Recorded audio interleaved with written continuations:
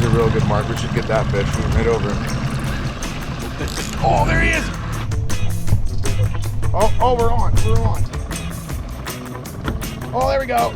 Oh yeah, power bait's on. Oh, he's ripping line. Oh my God. Oh gosh. Oh, come on. What a beast. Hello everybody and welcome back to this week's Addicted versus Challenge. And we're comparing artificial bait versus real bait. Let's go see which one catches the limit quicker.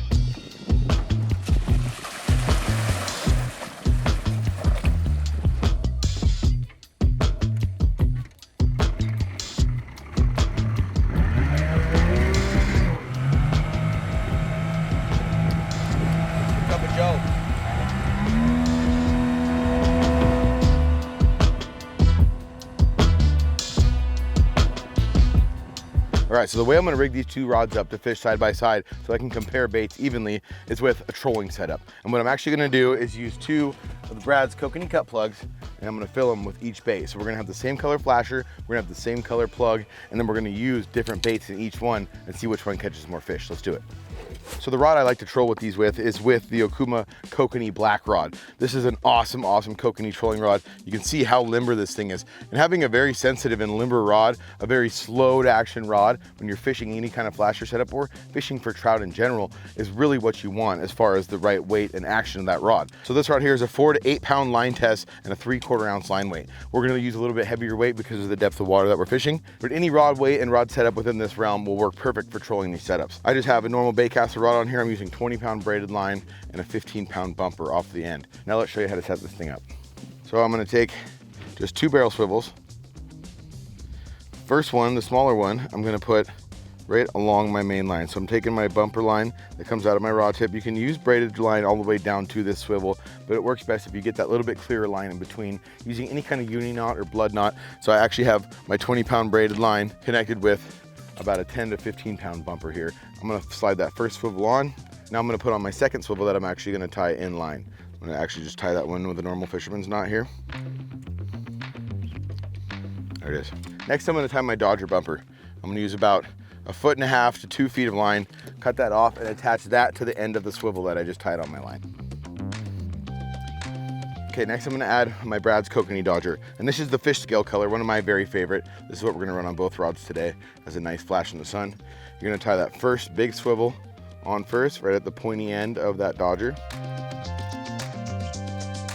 There he is. And after that, I'm gonna run about 1.5 to 2 foot bumper down to my Brad's kokanee cut plug. Now the real important thing is, and you guys will see once we put this in the water, is how short you make your bottom leader. With whatever different kind of presentation you're tying on there, whether it's a wedding ring or whether it's any kind of plug or any sort of setup behind the Dodger, the shorter leader, the better. A lot of times we'll mess with this leader length if we're seeing fish bite weird. But what I'm gonna do is I'm gonna tie a double hook setup for you guys on this now, and then attach it to the end, and I'll show you how important that short leader can be.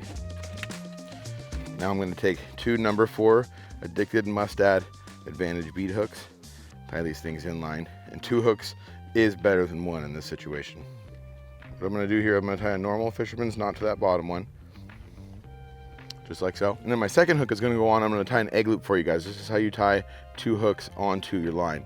So you're gonna run that line right through the back of the hook and run it all the way down to about 2 finger lengths away from your other hook.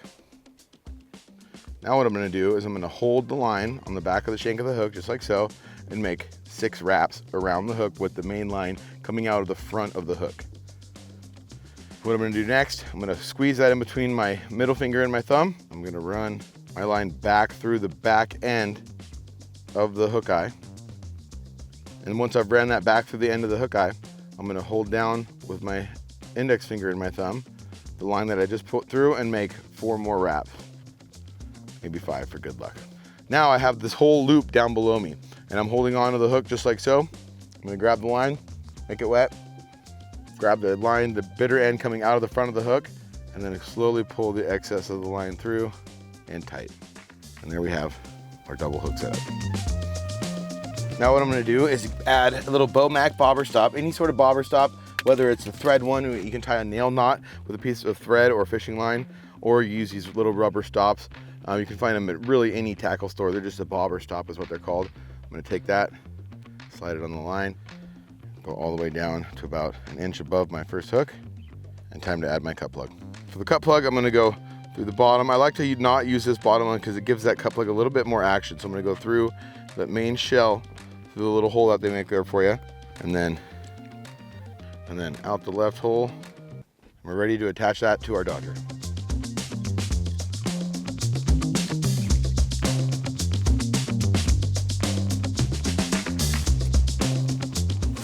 So for the power bait, I'm just gonna take the soft dough.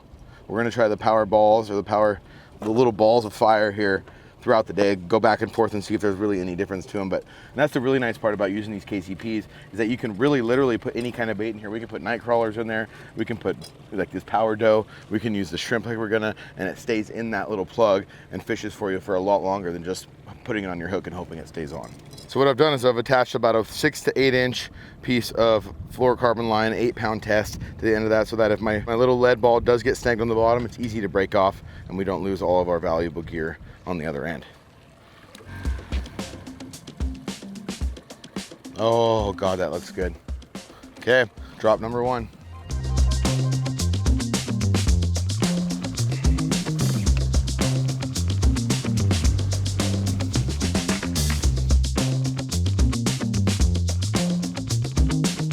Okay, now the second bait I'm gonna be using is some millennial coon shrimp. Shrimp is probably my very favorite thing to fish in any kind of lake with. In any big lake system or big body of water, there is some sort of microscopic shrimp in it that lives in any deep lake, basically in the world. So I'm gonna use shrimp because it really mimics what these fish are actually gonna be eating if they're living in the lake for any amount of time. So I got coon shrimp today, prawns work well, salad shrimp, anything that you want that has a shrimpy scent should get the job done.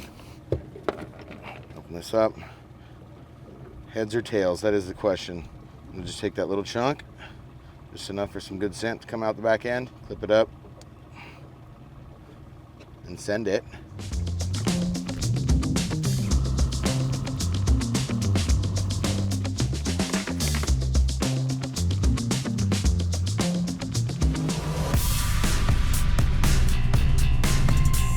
Oh God, that's a good one too. He's on there. Oh, that's a good one. First fish of the day. This thing is ripping line. Did he come off? No, he's there. He's there. First fish of the day. It feels like a big one. I better get the net. That's the shrimp rod. Shrimp rod is on the board. The 𝗛𝗘𝗟𝗣. Oh, he's ripping line. Oh my God. Oh gosh. I can't believe how strong this thing is. He's pulling us out into the middle of the lake, trying to sink us. Oh. Oh, come on. What a beast. What a beast. Got him. Holy smokes, what a fish. Fish number 1 of the day, and it's a beautiful rainbow. He took the shrimp side by side. What an absolutely beautiful little trout. Incredible colors. Very, very healthy for this time of year. Kind of got that like opaque, kind of ashy color. All right, fish number 1 in the boat on the shrimp of all things. We're really gonna see today how much the scent actually matters in a setup like this, because we're using the same everything on each rod. Same Dodger, same lure, same length of leaders and droppers and everything else. So, shrimp 1, power bait 0. Okay, watermelon bite. It's Hermes season, everybody. If you're not from the Pacific Northwest and you've never heard, I'm sure you can get them shipped across the country, but Hermiston watermelons from Hermiston, Oregon, best watermelons in the land.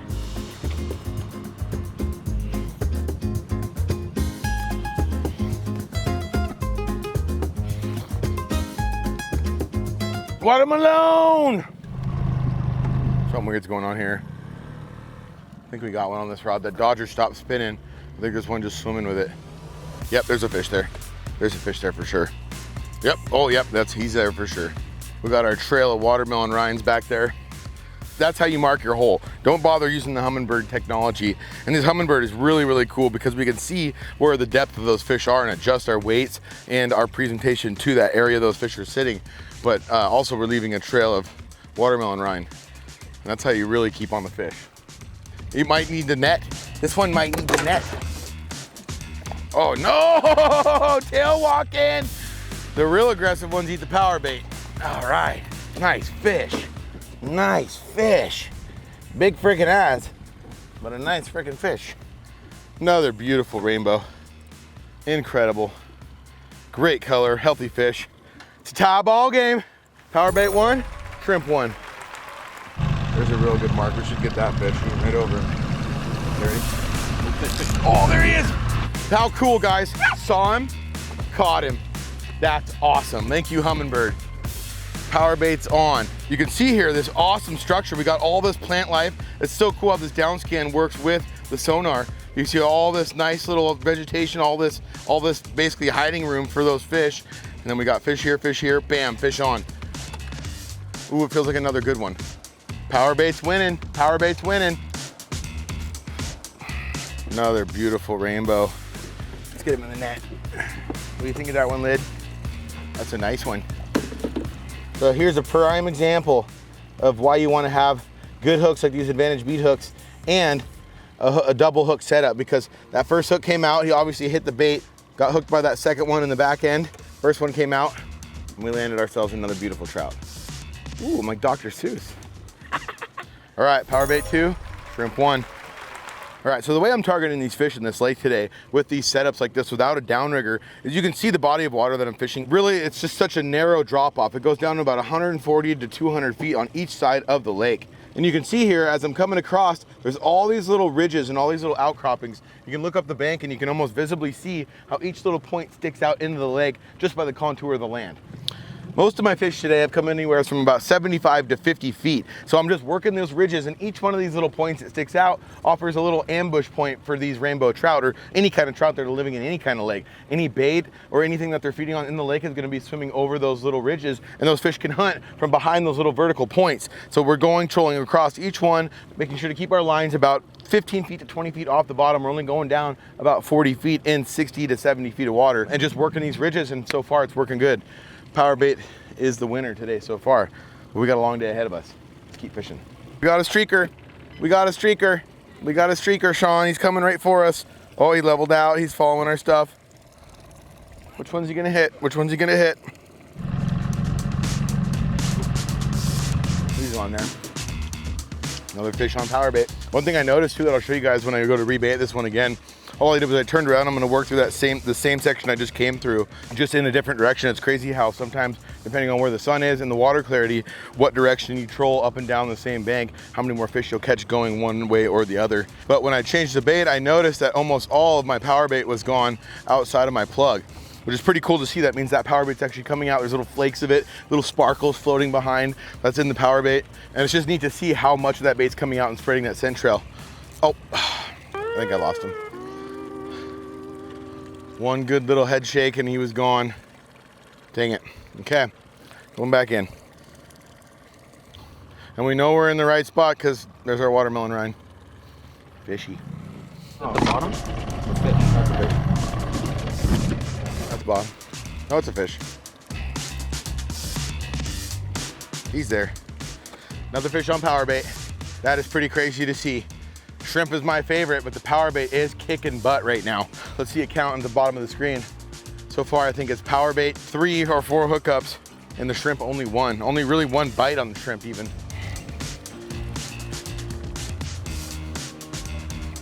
There he is. Just a wee little guy. Oh, you only catch the small ones trolling that way. You gotta troll south if you want to catch big ones. Can't troll north. Beautiful little guy. See you later, bud. That's power bait 3, shrimp 1. Right? Right. Oh, there we go. Oh yeah, power bait's on. Power bait's on again. Total domination. Man, imagine being the guy out here without power bait. Oh, that's another nice one. Oh, he's head shaking. He's head shaking. Just gotta horse him. Horse him or divorce him, you know what I'm saying? There he is. Fish number 4. Fish number 4 on the power bait stuff. Okay. Pretty freaking cool. Same exact setup, same exact color, same exact everything, except what's inside of it. It just goes to show you how important scent can be when you're out in a big lake fishing for trout. Looks like there's quite a bit left in there still. Let's take a look. Yep, pretty good amount still. I'm sending it. See if we can get 3 on the same bait. Rod's already getting hit before I even got it down. Okay, because my heart and my soul is with shrimp. Shrimp's always been my favorite scent. I'm gonna cheat for it a little bit. We're gonna try adding a little ProCure scent and see if it changes the game on the shrimp setup. And what I'm gonna do is I'm gonna stay with the crustacean, but I'm gonna go with a different kind of crustacean, one that lives heavily in most lakes, especially the one we're in. That's a little crawdad. ProCure Speed Stick. This is just a crawdad scent. Works really good, so it'll kind of match. Won't really ruin the feng shui of the shrimp we already have on there. Let's see if that helps us.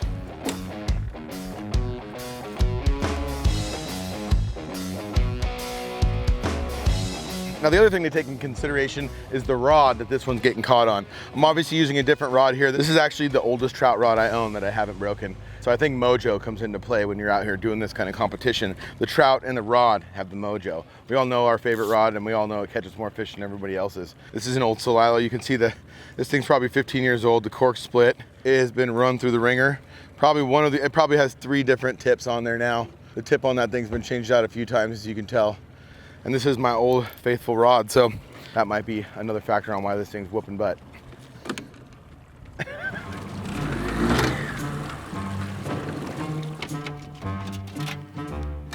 Dog putty rake.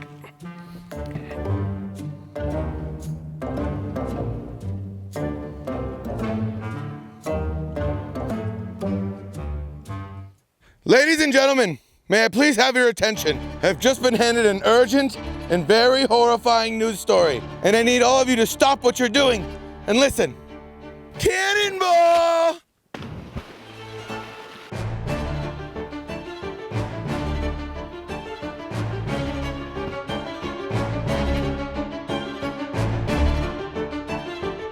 Okay, so you can see now, here's a good example.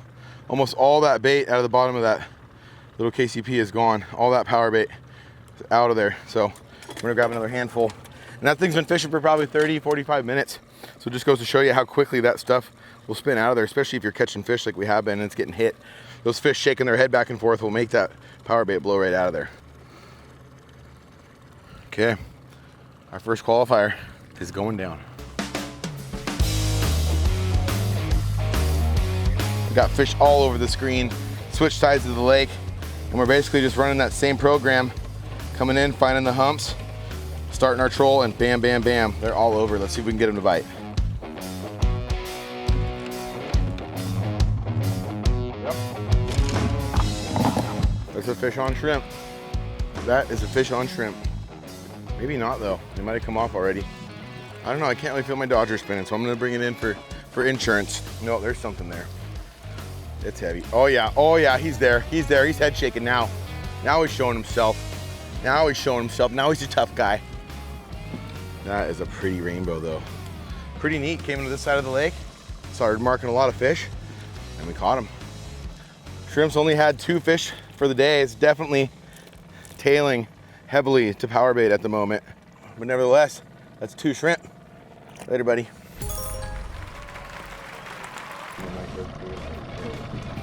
Oh, he's there. Power bait's on. Power bait's on. Just about to down a pickled egg. Old Donnie always said, never go without pickled eggs. Oh, that's a good one. That's a good one. He's head shaking. Power bait taking a further lead. Oh, what a beauty. What a beauty. Oh, yep, what a beauty. Another little small guy. Beautiful. Later, bud. Well, that's power bait 5, shrimp 2. Oh, we're on. It ain't going down without a fight. It's a 10-round fight. Ooh, Little thinks this one's big. He thinks this one's big. Oh, we got more on the screen. We better drop this one. Another little guy. Cutie patootie. See you later. 5-3. Oh, he's there. Making a comeback. Power bait's making a comeback. He ain't gonna have this. He ain't gonna have this old shrimp beating him. This old shrimp. Come on, power bait, we ain't got time for this. Ain't nobody got time for that. I got bronchitis. Oh, that might be a keeper. Another beautiful fish. 6'4".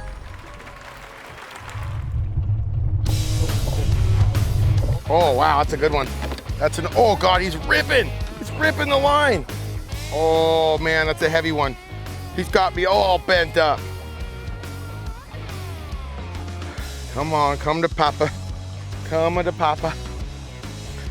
Shrimp still got a chance, you guys. Shrimp still got a chance. There he is, I can see him. Oh, I can see, oh, he's a jumper. Must be a rainbow. Another rainbow. That's it, everybody. The fat lady has sung. The fat lady has sung. That's fish number 6 that we can get today. Well, that's a limit. The limit in this lake is 6 trout, and the victor on today's trout challenge is power bait of all things. I hope you guys learned a lot on today's video, and definitely leave some comments below on ideas that you have for baits to compare side by side in future challenges like this. This was an awesome day. If you guys want to see more fun content just like this here, go up here and click this link to the next video. Go ahead and hit subscribe, turn those bells on, give this video a thumbs up, and comment below, and you can be the comment of the day, just like this person right here. Thank you so much for watching, everybody. You all stay fishy. We'll see you out there.